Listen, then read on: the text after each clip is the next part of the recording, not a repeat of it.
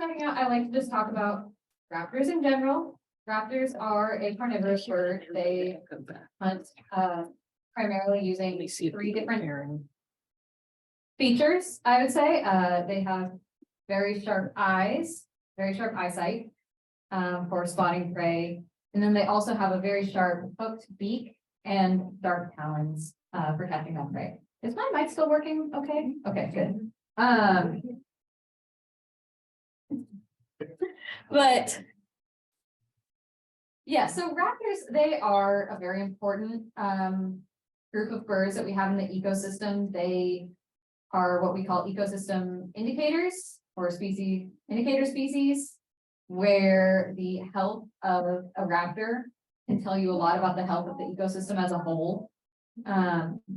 If you see an environment that is devoid of raptors, if the raptors have been excluded somehow unnaturally, that is usually an indicator that the rest of the ecosystem is having troubles as well, because when there aren't enough raptors, then all of their food suddenly explodes in population. You have so many mice, so many snakes, so many rats, all that stuff.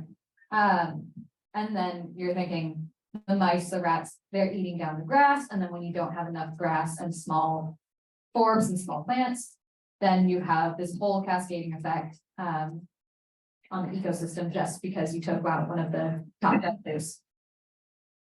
So we're about ready to bring out our first bird. I would like to mention before we bring her out, we just ask that everybody is pretty quiet, pretty still, no sudden movements. If you have to get up, that's fine. Just please don't be exciting about it. And then also no flash photography, just to keep them as happy as possible. So, tonight, this is Sawyer. Ooh, I told you it moved fast. yeah. Okay, all the things. That one.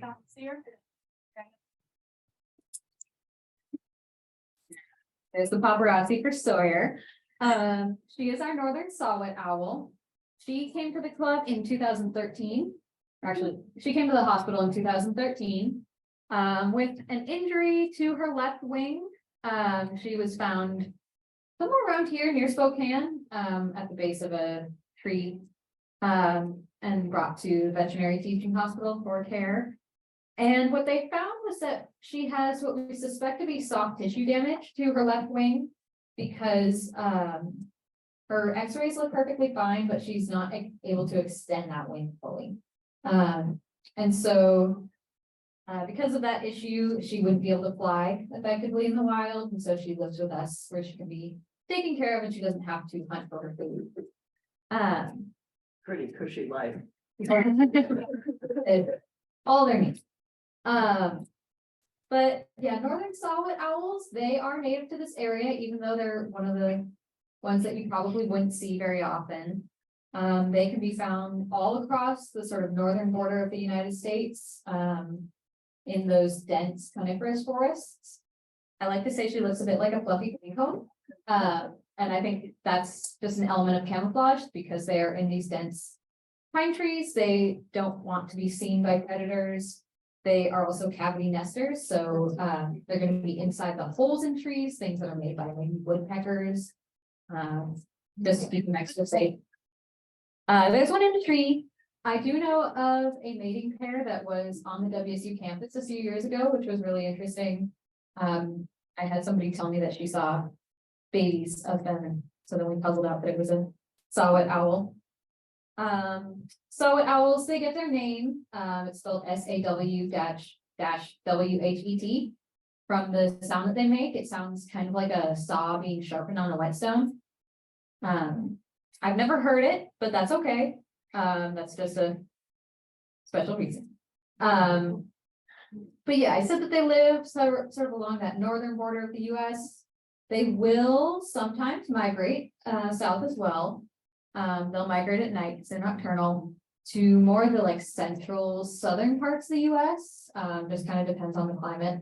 But they are one of the only raptor species that we know of that will fly over large bodies of water. which is really, really unique to them. They have been known to fly over the Great Lakes, which is impressive for a couple different reasons. One, they're very small. Two, there's nowhere to perch on that long distance. And three, when you're flying over a body of water, they're not able to utilize something called thermal updrafts. So that's something that you see red-tailed hawks especially doing a lot, is soaring on the rising warm air currents, and then they don't have to work quite as hard to fly. But those don't happen over bodies of water. So saw-whet owls would be flying that distance on pure power alone. So saw-whet owls, when they are hunting, that's a saw-whet owl. And if we should refrain from other noises during this, that can cause duress within the birds. But afterwards, after they've been boxed, we can show different levels. So what was I saying? Oh, when they're hunting. When they're hunting, owls have a couple different really special adaptations that help them to hunt really effectively. And they're using primarily their senses of sight and sound, especially to hunt. So in terms of sight, owls have much larger eyes than most of the bird species. And those eyes are actually so large that they're locked in place by a bony ring, and there's no room for muscles behind them to move their eyes like we can without turning our head. So that's why she's turning her head a bit. They can turn her head 270 degrees around, so like 3/4, to there. So not a full 360 like some myths will say that just isn't possible anatomically. But that extra turning distance is due to the fact that they have twice as many vertebrae in their neck as we do. So we have 7 and they have 14. Those extra vertebrae also give them a special power to extend their neck when they are extremely stressed and when they want to look big. So that's pretty interesting. I've never seen it in person, which is good. They're birds aren't stressed, but in videos or something maybe. And then the other major component of their hunting is sound and being able to hear things really well, but also being able to be very, very quiet when they are hunting. So in order to hear her prey, she has this facial disc around her face.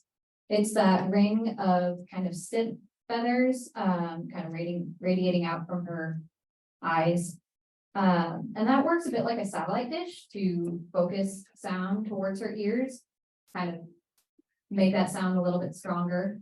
Her ears are also placed at 2 different heights. They're asymmetrical, which helps them to really triangulate exactly where a sound is coming from.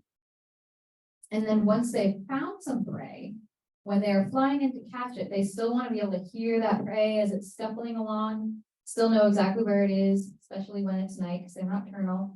And so they have the ability to fly almost silently,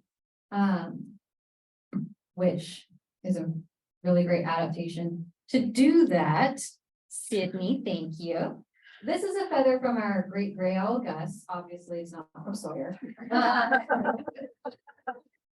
But I will pass this around for you guys, and you can see that on this top edge of the feather, actually both sides, this is a flight feather. And it has a very soft, kind of finely fringed edge to it, compared to some other feathers that you would see. And this cuts through the noise of wind. So this allows them to fly almost silently. I know there was a YouTube video that came out recently testing the decibels of different birds flying. And I believe 5 decibels for the block. Yeah. 5 decibels for a barn owl and something loud and obnoxious for like a crow. But yeah, so I'll pass that around for you guys and let you take a look. We just ask that it comes back to us when it gets to the end. But yeah, so that helps them catch their prey really effectively. They also have a toe arrangement that is unique to owls called Yes, zygodactyl toe arrangement, which means that they have 2 toes in front, 2 toes in front, 2 toes behind. But then they do have the ability to bring that one back toe forward to an anisodactyl arrangement to better grip onto their prey. When they are hunting, they are looking for primarily mice, sometimes other small rodents, maybe the young of larger rodents like young squirrels, young chipmunks, and sometimes large insects when they're migrating. And then when they eat their food, they create what's called an owl pellet. I'm sure many of you are familiar with that. But the owl pellet is that compacted sort of hairball of undigestible material. So they will eat all parts of their prey, even though they can't digest all parts of it. And that extra fiber is really important for their digestive processes. Then that fur, feathers, bones, all of that gets compacted into a little ball, and then it gets coughed up kind of like a hairball with a cat. In the wild, this species is listed as a species of least concern, which is great to hear. That means that they're not endangered, they're not threatened, they're doing decently. However, their populations are declining for a couple different reasons. And one of the big ones for them is habitat loss. So because they are a cavity nester, they rely on thick forests. Things like deforestation, development in certain areas can impact where they're able to find nesting locations. And then they also, not specifically saw-whet owls, but owls in general, are something that we see coming up every now and then in the illegal pet trade. So there's a lot of videos maybe on social media, popularity from things like Harry Potter that have made owls supposedly this really fun pet. Don't have owls as pets. They're not good pets. Yes, it is very illegal. They are, yes, it is. Owls are federally protected under the Migratory Bird Act. That one, Yes, Migratory Bird Act. And there's a hefty fine for possessing an owl or any owl parts. Yeah. On a second offense with Yeah. The rules are strict. But that's just to protect them because they are so important too. But yeah, so the illegal pet trade is definitely something that we are aware of. Not only are they illegal to own, but they also do not make good pets. They wild animals, they're not domesticated like any things like a dog maybe or something like that. And they're not naturally comfortable around humans. They don't prefer to be bothered much. For our birds in the club, they were all evaluated on their temperament before joining to see if they would be okay around humans, if they would adjust to that different environment. But even then, we don't pet them, we don't really touch them unless we're doing medical checks. And we work to build up a really strong relationship of trust with them to always be reinforcing that humans are not dangerous, we're not going to eat her, that she can be comfortable in a environment like this. This is definitely not a natural environment for owls, but she does really well. Yes, she looks very comfortable. It looks like she's ready. So she's so the lighting. So she's an old lady now, so she's got up here. So with Sawyer Squint, as you can see, she is a bit older now. I didn't hear if you talked about age. So in the wilds, the oldest known saw-whet owl was 10 years old. And the oldest known reported saw-whet owl in captivity was 16 years old. So she is over 10, possibly 11, just based off of time when she came into the club. So she's a bit older and she has some eye issues now. So the squint is just on account of her being an older saw-whet. Yeah, sorry, I forgot to mention that. Yeah, so when Sawyer came to us, she was already an adult. She already had her adult feathers. So once they get those adult feathers, all we can tell is she's an adult. So she's been with us for 10 years, but she could be older than that. And yeah, as Rowan said, the oldest in captivity lived to be 16. But that was really only one instance, so science is still developing a good sense of what their lifespan is. It's something that we don't really know yet. They're very understudied. Yes, very understudied, very under. Yes, yes. But we love her. She deserves to have all the studies in the world and know everything about her. Yeah. Okay, so we do have any questions about Sawyer. Not a question particularly, but for the people on Zoom, they are not seeing the Just screen share. But I am seeing the person behind the laptop. Oh, that's wonderful.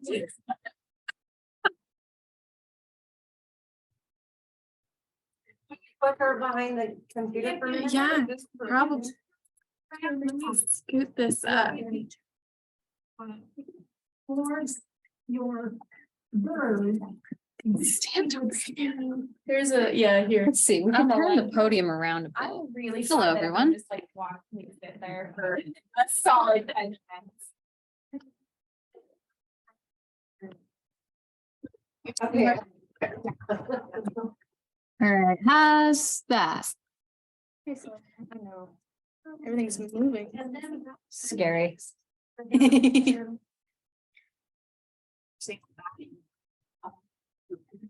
around, face this way. And see the audience quite well too. Camera not working. We've just got multiple cameras going on, so we've got one pointed at the audience right now and one pointed at us. We're trying to figure out. This for size comparison, you can tell the people, all the folks on Zoom to go to the host camera to Mrs. Langoliers. And Yes. they get a better shot of her. On Lisa Langolier's camera, we have Sawyer up close, and you can see she's pretty small. She's not a baby, but she's the 5th smallest owl that we have in North America. The smallest is an elf owl, which we don't have. But yeah, she weighs about 100 grams right now, which is as much as a stick of butter. Technically, she lays less than a stick of butter right now. I thought she was 101. Well, she's a little chubby right now. Yeah. Or a little less than a stick of butter most days. Yeah. What is her primary enemy? Greyhorns. Definitely great horned owls. Not too many things will hunt them, but great horned owls definitely will. They will go after all kinds of things. They have like upwards of 200 different species of food that they will hunt. So a lot of people are surprised to learn that an owl would hunt another owl, but great horns don't care. Food is food, and that's food. Yeah. You guys see them dead mice or no? Do we feed them dead mice? Yes, we do. Are So they pinkies? we do not feed them pinkies. We get our mice from a special facility that produces mice for feeding to other animals. So we get them in a bag, kind of looks like what you might find at Costco. And then that is, yeah, yes, they come frozen and then we thaw them, and she eats the whole. They also get some magic seeds. Yeah, she may be like, So- who is that? Emma will probably repeat for our audience in Zoom, but Sawyer here, this is not normal. Sawyer here, this is not normal behavior. There's a reason why she goes on a lot of presentations. She is one of our very good birds. So she is behaving very well despite everything. I just wanted to comment on that because I'm a little biased, but I really like her. So, We can all give very quiet finger claps for Sawyer. But yeah, so she's gonna head away and then we'll get ready to bring out our next bird. While Rowan is doing that, do we have any other questions about Sawyer? Yes. Is she a typical size for the female? Yeah, she's pretty good. We actually are not certain that she is a female at all. But we judge that based on her size. So, for raptors, the females will usually be about 20% bigger than the males. So if she's weighing about 100 grams, a male would be more. More close to that 80 range. But in her health checks, we assess her body condition, we assess the amount of fat and muscle she has on her body. So we know that she's not just overweight, she is above her size. Anybody else? Are there questions on Zoom that we can answer? Oh, I Zoom. Oh, we have 16 messages. Oh, Oh, they're all about our technical issues. okay. Yeah, not touching. All about the sound. Okay, so I think we're good. Yeah. Just repeat the question. I'm trying to figure out how to change the view in my camera. I can't figure out how to do In the wild, Because- that they could eat something. because that right was- now, they found that was that Zoom still people fresh. are seeing the Okay, so the audience. question comment was, because they're okay with eating frozen thawed food, does that mean that they're okay with, Carrion, dead meat kind of things in the wild. I would say no, they are more going for their fresh food. The food that we thaw for them is pretty fresh, it's not gross. I mean, gross is relative to them also. But, no, they're not scavengers, they wouldn't be something opportunistic like maybe a red-tailed hawk or, something like that, that would go maybe for like fresh roadkill. No, they're more fresh food only.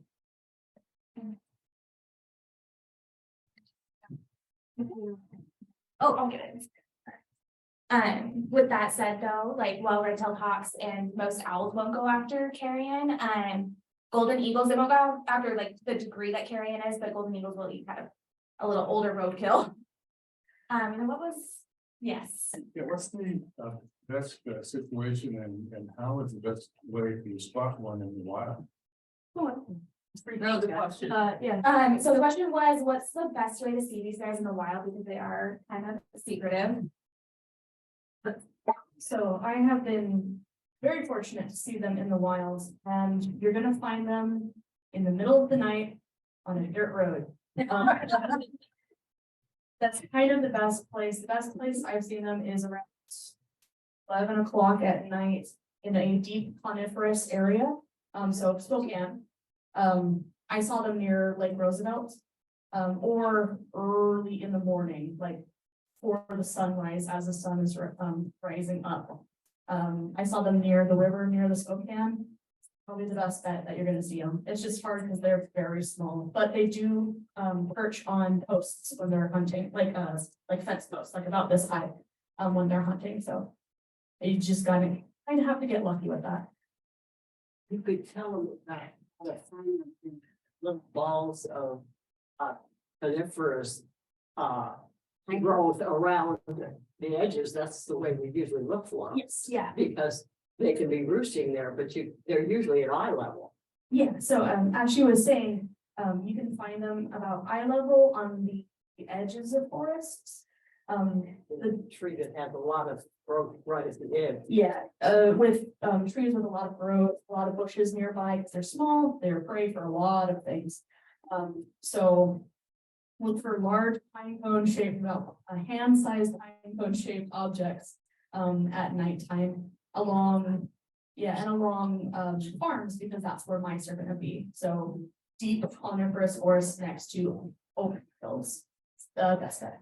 How do we see them at night? Do you have a flashlight or anything? We were just driving on the road and I got lucky. Cemeteries are good too. Yeah. Just a quick suggestion that oftentimes chickadees or small birds will also be harassing roosting owls, and you can find them out. Looking at that is often like chickadees and smaller birds will be kind of harassing saw-whet owls, or where other owls are roosting. So you can keep an eye out for that. And then it's also pointed out, you can look out for casts and scat to kind of know what trees owls are in. I keep finding owl casts or pellets in this one tree. I have not seen the owl yet, but I'm determined. And for all the people on Zoom, now that you've seen my face for a solid like 10-20 minutes, now you get to listen to my lovely voice. So we are gonna bring out our next resident. This is Brenda. I am gonna stop messing with the technology things because I feel like things have gone astray when I touch stuff, so I'm gonna stop. I have a way that this might work. So this is Brenda. She is one of our red-tailed hawks. As you can tell, she's a lot darker than your everyday red-tailed hawk. So she's what we call a dark or a melanistic morph. She still has a red tail, but she's kind of missing that belly band that you see on those intermediate red-tailed hawks. The dark morph red-tailed hawks comprise 10 to 15% of red-tailed hawks, and they're more common on the western part of the United States. So you're more likely to see these guys than you are to see a light morph red-tailed hawk, which you're more likely to find on the eastern part of the United States. But the light morphs are only like 5 to 10% of red-tailed hawks, and those intermediate morphs are the most common and make up the rest of that. Did she miss? She did. Out. Yeah. Nice. Cool. Occupational hazard. So Brenda here, she came to us in 2002. She was shot by a pellet gun, which unfortunately happens to a lot of the larger raptors. And they kind of get a little too close to people's chickens, I think, sometimes. So, so people don't really like that, which is fair. But anyways, Brenda came to us with an injury to her wing because she was shot by a pellet gun. The pellets are actually still in there because it was safer to keep them in there than to remove them. But she does have some arthritis in that wing. Our other red-tailed hawk, Dakota, was also shot by a pellet gun, so it's a fairly common thing to see. She also has some arthritis in that wing. Dakota is fully flighted, where Brenda over here, she cannot extend her wing fully. So that's why she was with us, because she cannot fly. So you'll see some feathers that are a little astray on her left wing there, and that's why. Brenda, she is pretty big. So she can weigh anywhere between 1,300 to 1,400 grams, kind of depending on the season and depending on the day. Your bigger birds, you can see them fluctuate to 50 grams every once in a while, every day, depending on how many times they pooped and if they've eaten recently. So it fluctuates a lot, but she's about 1,300 to 1,400 grams, which is about, what is the size, like, I was measuring things in pineapples earlier, so it was like 1.5 pineapples, or just like 3 pounds ish. So that's typically where she weighs. Brenda is pretty common. So red-tailed hawks are one of the most widely distributed raptors in North America. They, I think, are topped by the kestrels, American kestrels, which we have one. We'll pull her out later. Thank you, girl. Yeah, so Brenda just made us a huge compliment. I would like to say thank you to Brenda. Because that's called a rouse. So she's fluffed up all her feathers and then she's shaking them out. And it's a comfort sign in raptors. Some raptors will also bring themselves or comfy foot. So you saw her kind of lifting up her foot a little bit. She was faking us out. She was thinking about comfy footing. She's a pretend comfy foot. So those are the comfort signs. You'll see Brenda's desensitized to humans, very habituated to people, because she comes on presentations like this, which is why we can have her. Once again, one of the most widely distributed raptors in North America, and they are able to be adapted to so many different environments because they're opportunistic hunters. So these guys are not big eaters at all. They will eat almost anything under the sun, but they eat mostly small mammals. So rats, mice, sometimes wolves, but those are pretty small. But they will also eat anything from frogs to snakes to lizards. And they do what we call the macaronu. And they put their wings out in front of them when they're hunting venomous snakes. So that the snake strikes the feathers, which have zero blood flow to them. And when the snake's distracted, the way they kill the snakes, they just kind of grab it and touch its head. A little morbid, but I think it's kind of cool. They've also been known to take snakes up into the air and just drop them and let gravity do the work, like you sometimes see golden eagles do with mountain goats on the side of cliffs. So if beware of falling snakes is a moral story. These guys, they're opportunistic, so they will live in rural and urban areas just the same. They don't necessarily migrate. It kind of just depends on the areas. If they're more extreme temperatures, they will sometimes migrate. But if they're kind of in more temperate climates, they'll hang around year round.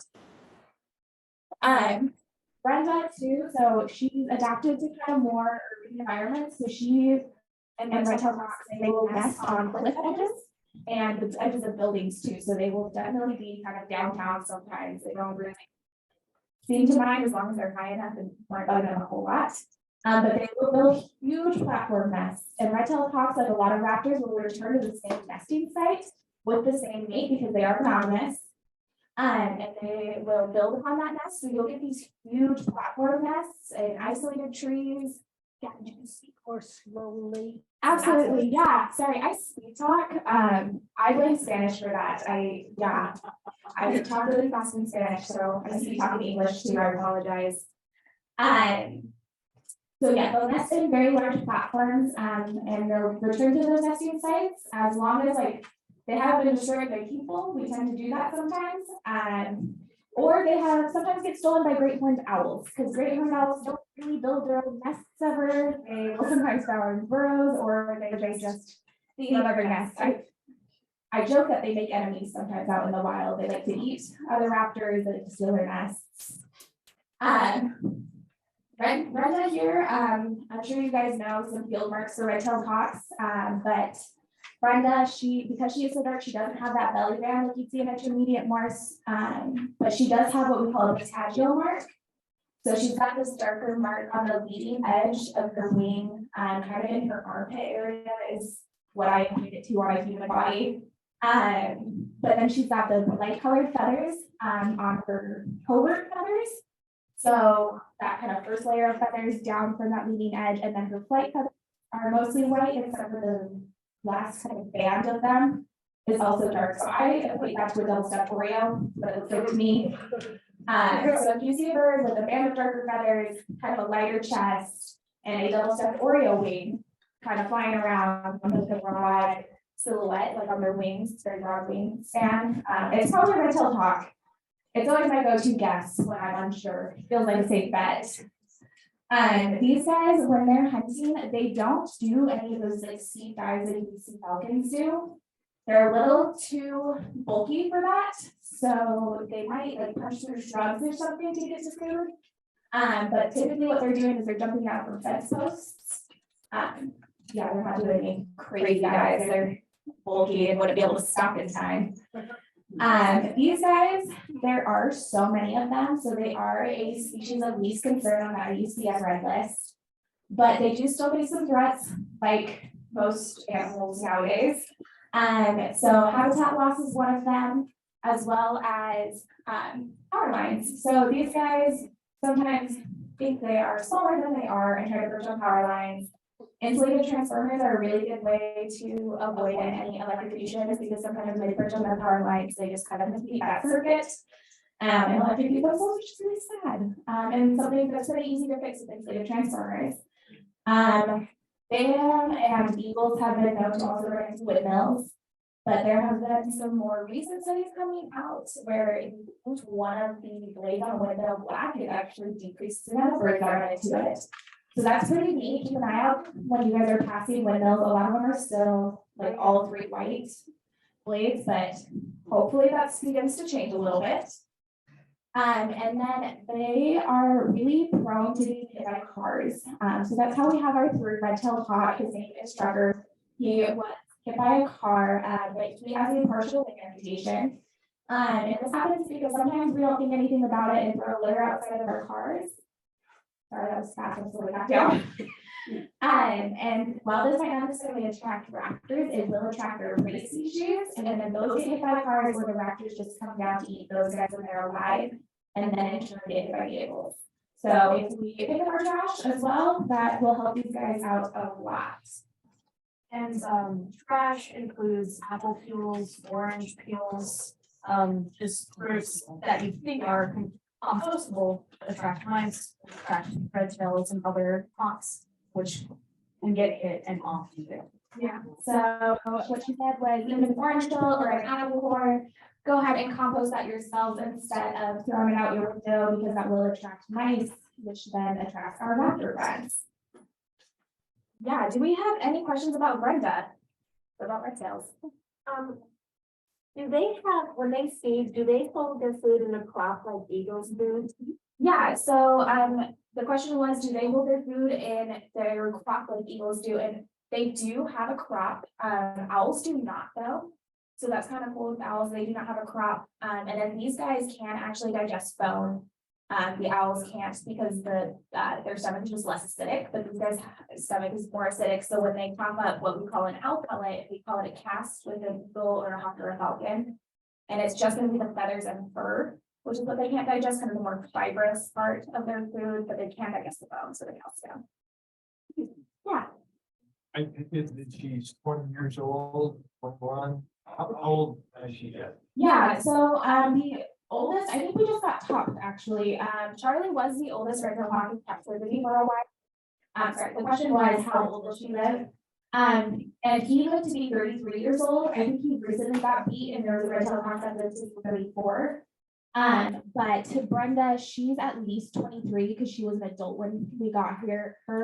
Red-tailed hawks sometimes take up to 2 years to get their adult markings. So we know she was at least 2 years old when we got her. We got her in 2002. Yeah. About what her wingspan is? Yeah, her wingspan, it can vary. Hers is about 4 feet, I believe. It's like 3.5, 4. So it's pretty big. The males would be smaller because they are actually about 30% smaller than the female red-tailed hawks because most raptor species show what we call reverse sexual dimorphism. That's just because the females show the more prominent trait. They often don't show different coloration in their feathers, except for kestrels, and I think it's, well, what is it? I just spaced Merlins. Yes, Merlins. I think they did Merlins too, which is the difference in color. I am going to pass this feather around. This is a Dakota tail feather. You guys are more than welcome to look at this. And then towards the end too, we have more feathers. They're just smaller and easier to misplace. So you guys are welcome to look at those up at the end towards as well. Do we have other questions about Brenda or Tails? So I see this kind of hawk often above the freeway, chilling on the light posts. Is there a reason that they do that? Is that? Yeah, so I mentioned litter. Roadways and the sides of roads are really good places for hawks to hunt. Because there's just a lot of litter and a lot of prey that gets attracted by roads. So yeah, we're like, please don't hunt here, but it's actually a good place for them to hunt. And you gotta do what you gotta do when you're out in the wild. Do we have any other questions about red-tailed hawks, or is there anything on the Zoom meeting? Yeah. There's one from Zoom. If you could repeat it so the rest of the Zoom people can hear it. Is it true if you get a female raptor with an eye injury, she can be returned to the wild, but if you have a male, they can't be because they're the primary hunter? So the question was, if you get a female raptor and she has an eye injury, if she can be released, whereas males can't be released because they're the primary hunters. And actually, if you get a raptor with an eye injury that's impaired their vision, they should not be released. Period. It greatly affects, even if they have one functional eye, it greatly affects their depth perception. They can't hunt. And then raptors are really cool because they share parental duties. So it's not just the males that hunt. They will switch off who stays with babies, who goes to get food, who incubates eggs. They share those parental duties. Awesome. Okay, so we're going to bring out our next friend. This is Amelia. Amelia is our American Kestrel. She is the only falcon in the club. So we have a lot of hawks, we have a lot of owls. She's the only falcon, which is pretty cool. Amelia is an American Kestrel, and she came to us in 2017. We know she was in her hatch year, so she's about 5-6 years old. She came to us because she was found at the base of a tree. She was, oh, thank you, Amelia. She was found at the base of a tree and she was pretty emaciated or malnourished. And Amelia actually is missing her right eye. So we think that's probably why she was struggling to hunt so much. She was pretty young when we found her. So we think it probably either got poked out by a stick or there might have been a little bit of a tussle in her clutch. With her clutch mates, so they might have kind of picked out her eye a little bit. It's a mean world to be a raptor. Yeah, a lot of sibling rivalry. So Amelia, she's pretty cool. She's got kind of more pointed wings, as you'll see if she kind of opens up her wings ever. She just tucked them in. She's like, watch this. And she's got a really long pointed tail. And that's because these guys are adapted to hunt aerial prey or prey in the air. During the summer, she's going to eat primarily grasshoppers. So they're pretty insectivorous. Is that a word? They're insectivores during the summer. And they will eat everything from kind of mice and voles as well, depending on the season and where they are at. Amelia, again, American kestrels are the most widely distributed raptor in North America. There are so many of them. But she's pretty cool. So you'll see some field marks with kestrels is that head bobbing and tail bobbing that you'll see her do.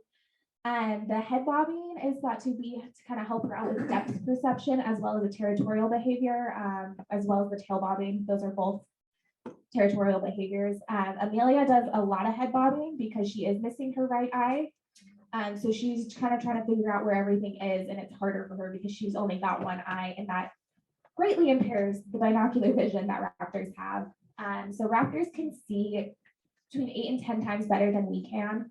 To put that in perspective, we often say that if you're at one end zone of a football field and there was a newspaper at the other end of the football field, the raptors could read the print on the newspaper. They have pretty good eyesight, and that just kind of varies by species and obviously by individual because Amelia is missing an eye, so she's not reading any newspaper. American kestrels are pretty unique because they actually show sexual dimorphism, which most raptors don't, which just means the males and the females have different colors. So Amelia, she's got some pretty good tans colors on her. The males are going to show a lot more like gray blue colors, especially on their backs and wings. And I have some kestrel feathers up here. Sophia could actually hold up Amelia's tail feather for me. Oh, thank you. So what Emma's holding up right now is Amelia's tail feather. You'll see a lot of banding on it. We had a male American kestrel, switching gears, as well, and the male American kestrels actually have one subterminal band. So that's kind of one way to show a male versus female. If you can't tell the colors, they're pretty obvious, but if you needed to look at the tail feathers, that's be what you're looking for. And then I also have their primary feathers. So Emma is going to hold up Amelia's primary feather. You'll see that this is a lot more kind of tan orange color. And our Everett, who was our male American kestrel, tongue twister. He has a lot lighter colors on his because he shows more kind of gray blue colors on his wings. And those are both primary feathers, so flight feathers. So that's pretty cool with these guys. These guys also, like other falcons, have what we call a toenail tooth. This helps them hunt. So they're pretty small. Raptors hunt with their feet and they typically catch their prey and kill their prey with their feet. These guys are really, really small. So proportional to their body, their feet are very strong. Relative though, they're pretty weak because they are so small. So they use their toenail tooth to help snap the vertebrae when they hunt their prey and kind of, kill it. So that kind of helps these guys out. They also have what we call nasal tubercles. It's a big word, but it's pretty much just like a bony projection in their nose. So these guys can dive at speeds of up to 60 miles per hour, which is pretty fast, but it's hard to breathe when they're doing that. So that nasal tubercle helps them do that. You'll also see on Amelia that she has mallard stripes, which are these black lines on her face. Where it's thought to kind of be like a football, not football, baseball, other sport. I'm really not good at sports. Baseball players that have like the black paint under their eyes to help kind of reflect the sun. It's thought to be the same for these guys because they are diurnal. American kestrels, again, like red-tailed hawks, they are a population or a species of least concern. Their populations are declining though, and it's kind of scary because we don't know exactly why. So we're not 100% sure. Their prey species seem to be pretty stable. We of course affect them, but their populations are declining faster than it would be just through human interference. So if you guys are interested, Hawk Watch has actually started a program kind of on the eastern side of the United States into that Idaho area to help set up kestrel boxes to help them nest. And also if so you guys could donate to that cause. That's a really good cause to help these guys out. And they also have monitoring programs to keep track of how many eggs these guys are laying, what their kind of success rate and fitness is. So there's programs to help take care of these guys. Yeah, do we have any questions about Amelia? Yeah, can I just ask, do each of you ladies that have a bird, is that who you work with primarily? Yeah, so So the question was, are the birds that we're handling the birds that we are primarily working with? And yes, so our handling program has changed a little bit recently, but our birds have very strict handler teams that have gone through pretty extensive training to be able to get a bird on their glove. Because these guys are not like parrots. Well, okay, Amelia's a little bit of an exception, but most of the other birds are not like parrots. So they need to be handled a certain way. Our birds have been in the programs for a really long time, so they've been trained in a certain way. So we try to keep that training consistent among handlers. And Amelia, fun fact, actually, American kestrels are more similarly related to parrots than they are your eagles and your hawks. So Amelia is a pretty confident little bird. We do some enrichment stuff with her that we couldn't do with our other birds because they would not care at all. They wouldn't touch it. But with that said, American kestrels are a little bit more social than raptors. Raptors are not pro-social at all, but these guys, they'll hang out in the general vicinity of each other, where red-tailed hawks and eagles tend to be pretty territorial when it's not their mating season. Do we have other questions about kestrels or the program in general, actually? How many birds do you have? Yeah, so the question was, how many birds do we have? Our program currently takes care of 11 different birds. Only 8 of them go on presentation. So we recently retired our snowy owl, our great gray owl, and our western screech owl. Our western screech owl got put on what I call permanent paternity leave. So he takes care of little baby screech owls when they come into the veterinary teaching hospital and teaches them how to be good little owls, which can then be released. And then we have our golden eagle. We have our Northern Saw-whet Owl, as you guys saw, as well as a northern pygmy owl who unfortunately couldn't come today. It was so sad. And then I heard that they're your guys' like mascot. I got even sadder. And then we have our 3 red-tailed hawks and our American kestrel. And I think I got them all. Right. Oh, we have a great horned owl too. Yeah. Sorry, Spray. I did mention Tundra. So yeah. Yeah. Okay. Oh, cool. Yeah. Hi. Yes. Yeah. Does Washington State have any birds in captivity that are not raptors? Sorry, one more time. Does Washington State have any captive birds that are not raptors? So the question was, does Washington State have any birds that are not raptors? I don't know about the school in general. Raptor Club strictly takes care of raptors though. The veterinary teaching hospital though, they rehabilitate other birds as well. They just don't come through us for care. By the time that birds come to us, they have to be a raptor and they have to be non-releasable. Typically, if they are coming through the veterinary teaching hospital and they're not a raptor, they're actually able to be released, or we find them other homes if they can't be released. The Zoom question, is the snowy owl the one found in Davenport? So the question was the snowy owl found in Davenport? Is that Yeah. Yeah. So he was not. I'm actually not 100% sure where we found him, but Reagan's saying was he Spokane? He was found in Spokane. So he is kind of our oddball bird. We think he got chased out. Do you guys know how long we had him? A while. It's been a while. We're thinking 2013 is when he came to us. Don't quote me on that. But he's been here for a while. He's been here before we got here. But we think he probably got chased out of the territory by another male, or he was searching for food and just came a little too far south. Yeah, do we have other questions? Does the public have access to viewing birds in his country? Yeah, so the question was, does the public have access to viewing our birds at any time? And our facility is actually not open to the public. Our birds have all been injured in some sort of way. We retired some of our birds because they don't like being in front of people. So we are pretty careful with who can access our facility. Tundra came in 2011. 2011, we were 2 years short. And snowy owls are pretty cool because we know Tundra is a male because he has a lot less spotting than you would see with female snowy owls. Yeah. I was curious, how many members does the Raptor Club have now? Many. The question was, how many members does Raptor Club have? I don't know how many members we have, but we have well over 30 handlers for our 11 birds because we have to take care of them daily. So not all of us are available 7 days a week. But yeah, I have no idea how many members we have. We have members who have graduated from WSU and moved away from Pullman who are still on our mailing list. We have well So over we appreciate 300 on you the guys, mailing but list. yeah. Yeah. Yeah, that's it. How do you qualify to be one of you guys? What degrees are you pursuing? Or is it all- Yeah, so the question was, how do you become one of us or just a Raptor Club member, I guess? So it kind of depends on how involved in the club you want to be.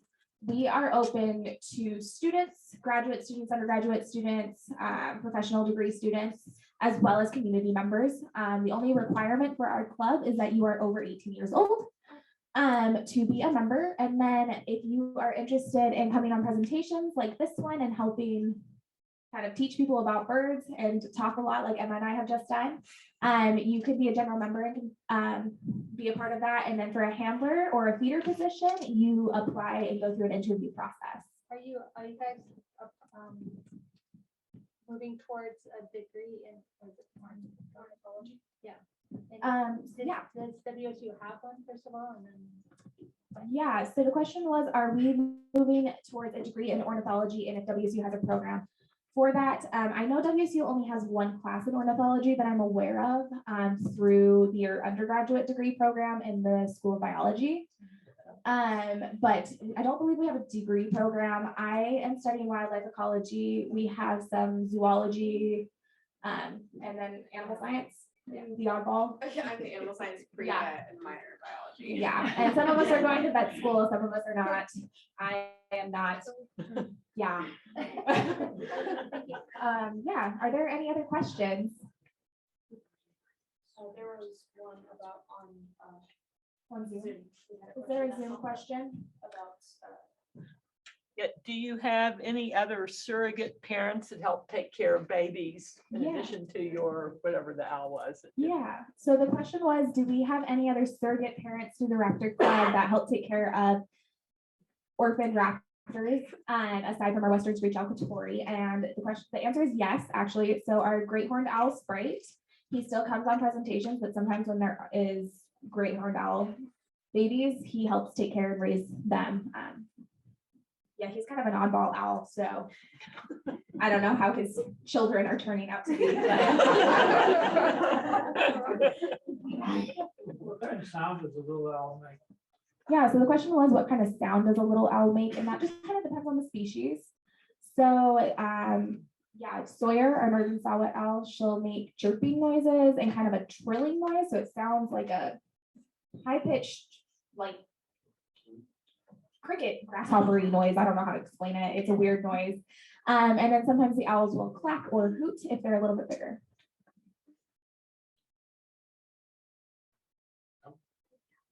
Sorry, yeah. Where am I going? Sorry. Are there more questions I can answer? Yeah. Do you all collaborate with the University of Idaho students? I know you guys, Moscow and Pullman are so close. Yeah, so I actually don't think, the question was, do we have any University of Idaho students? We don't really collaborate with the University of Idaho, but their students would be more than welcome to come over. They would just have to get over the, like, I don't know, whatever rivalry they have going on through U of I. I'm not a part of that. I met someone from the University of Idaho who was doing like falconry or some sort of like kind of falcon hunting, but with I think a red-tailed hawk. Yeah, so red-tailed hawks and American kestrels are the most common falconry birds in North America. Harris hawks are allowed as a beginner bird in a couple states, but we are actually completely separate from falconry. We use some falconry practices, but we are separate because none of our birds can be used to hunt, because that's why we have them, because they can't hunt. Right, okay. Yeah. What did she do? She was stretching, she was. Oh. Plucking her feathers, Fanning the tail. Yeah. Yeah. Maybe you So- should bring a little bit. Yeah, or get her like a velvet rope, kind of like, yeah. Actually, the velvet rose is her, for neon tree, neon pink, leash there, so she's our Yeah, so we call Amelia, we personify her a lot. We call her our diva. But she's got the bright pink leash. The rest of our birds just have green leashes, but her handler team wanted to spoil her. I'm just excited when I get my bird on glove. Yeah. So I work with one of the red-tailed hawks, Dakota. She's our team, one of our other females. You said this is Dakota feather, like, what is a Dakota feather? Oh, yes, sorry. Yeah, red-tailed hawk feather, tail feather, kind of been more specific. I forget some feathers. Yeah. I was curious, you mentioned young raptors come through. How many raptors, go through your program in a year? Yeah, so the Raptor Club, we're not involved in the rehab program with the veterinary teaching hospital. Any birds in our care are going to be permanently in our care. But the veterinary teaching hospital, especially during this time of year, they're amping up on how many raptors they're getting, because there's a lot of babies going on right now, and they're found down on the ground, or there's a lot of birds, a lot of underweight birds, because they're very altricial. Yeah, but I don't know a I saw number. a message from Tina Penny. Too many. A lot go through. We had a question on Zoom. I think Reagan probably knows a lot about. Do you have any enrichment activities for the birds? Yeah, so the question was, do we have any enrichment activities for the birds? And this just varies kind of on the bird. So Amelia is very confident. She gets her food wrapped up in newspaper for her to tear apart and find it. It put in ice cube trays or buried under like torn up paper for her to actively like go search for her food. Amelia, again, is kind of a little more similar to a parrot than the rest of our birds. So the rest of our birds are going to be a little less confident in going to something new like that. But we can introduce foraging bowls, which we have, and birds just kind of have to like search through just like balls of paper or something like that to get their food, as well as you can use puzzle toys with raptors or like Kongs. There's a lot of like dog things you can use. You just have to introduce the birds to them slowly for enrichment. Oh, Amelia's learned how to open boxes is what I'm hearing. Breaking news. Yeah, pretty exciting. Yeah. I've heard something like 90 or 80% of raptors don't make it through the first year because it's like pretty hard for them to learn how to hunt. Do you often find, or how often do people bring in baby ones that are just like malnourished and like not learning how to do raptors? Yeah, so the question was talking about how raptors have a really hard time surviving through their first year. Most of them die from disease, or they die because they just never learned how to hunt properly and they starve. Again, that's a really big number. Yeah, and it kind of depends on the species, but between like 70 to 90%, depending on the species, don't survive through the first year. So it's a lot. And there's a lot of raptors that get brought in because they're either like found out on the ground because like a nest fell of a tree. In which case they get malnourished pretty quickly. They have to eat a lot when they're that small. But yeah, not necessarily just for that reason. Typically there's something else going on. Either they fell out of a tree, their parents got shot or hit by a car. And so typically there's something else going on as well. Yeah. You said the first owl had 14 birth rates, and do all of these just have 14? Because I noticed they're turning in that. Yeah, so owls are special in that they have those 14. The other raptors do not. Their eyes aren't locked in place like with a bony ring like the owls are. So they're able to move their eyes a little bit. So they don't have to turn their heads quite so far to see around. Their eyes are also kind of more on the sides of their heads typically and less kind of directly in front. So they don't have to, owls can see this way, where other raptors can kind of see out the sides a little bit more. So they don't have to have as many vertebrae in their neck. Yeah. You have a raptor hotline, and something if you find a disabled bird. Yeah. In the forest or along the side of the road. Yeah, so the question was, do we kind of have a raptor hotline if you find an injured raptor?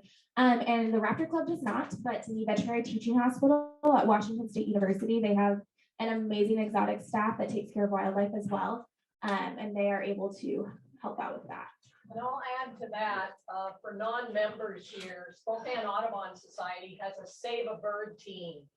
And on our website, you can find how to get a hold of one of our teen volunteers who will help if it's an injured or orphaned bird. If you want to learn more about it, pick up one of these on the back table before you leave tonight. Awesome. Do we have anything else I can answer before I'm putting Amelia back? We appreciate that. Is there anything on the Zoom that I can answer? Perfect. Okay, awesome. And then again, we have some feathers up here if you guys wanted to come check them out. And we are up here as well if you guys have any questions or comments. Can we clap now?